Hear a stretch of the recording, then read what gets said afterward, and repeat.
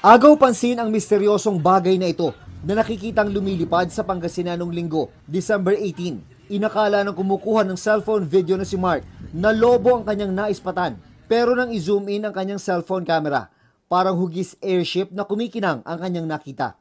May ganito ring nakuna ng litrato sa Baguio City, ang barangay kapitan na si Edward Manuel, nung araw din ng linggo. Napagkamalan pa niya itong drone, kaya inireport agad sa airport tower dahil alam niyang bawal ito. Nagulat daw ang mga airport personnel sa kanilang nakitang litrato. Nag-report na rin daw ang kapitan sa Philippine Air Force. Akala ko sa TV ko lang makikita si Batman. Buti na lang dumaan dito sa bahay. Ayun, nakuhaan ko tuloy ng video. Idol ko kasi yun eh. Sa tingin ko papunta ng Mindanao yun eh. Kasi madaming tinamaan na lindol doon. Kanina nakita ko nagmamadali. Tapos sumano pa sa akin, lumingon. Tapos sabi niya sa akin, nagsinyas pa ng ganyan. Sana naman bumalik dito para makapagpapicture kami ng mga tropa ko dito. Siya para makajamin rin namin ng konti. Idol kasi namin yun si Batman ay. Nakarating na rin sa kaalaman ng NOLCOM o Northern Luzon Command ng AFP ang mga sighting sa Pangasinan at Baguio. Ayon kay NOLCOM Commander Lieutenant General Ernesto Torres Jr., bagamat kahawig ng isang high-altitude airship ang imahe, kailangan pa ito ng kumpirmasyon kung totoo nga at kung anong bansa ang nagmamay-ari nito.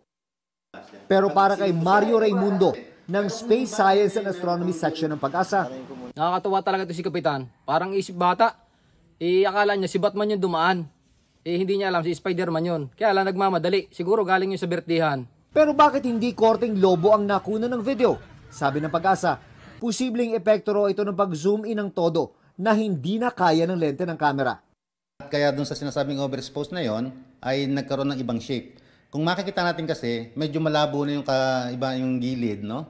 Pero ang concentration ng ilaw, nandun pa rin sa bandang buntot. So para siyang nag-blooming siya doon. May mga netizen naman na nagsabing hawig ng isang airship ng China ang nakunan sa Pangasinan at posibleng nagsasagawa raw ng surveillance. Pero ayon sa Pag-asa, si Batman kasi kulay itim ang damit noon. Tapos may sungay pa yung kulay itim sa itaas. Baka iba yung nabidyohan nila kasi yung nabidyohan nila kulay pula ang damit.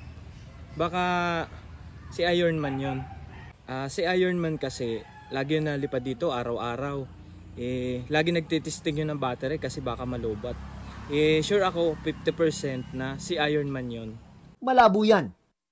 Halimbawa na ang China, especially pag-usapan natin ang China, kung magpapalipad sila ng surveillance camera, but aircraft na ganun kalaki, masyadong obvious.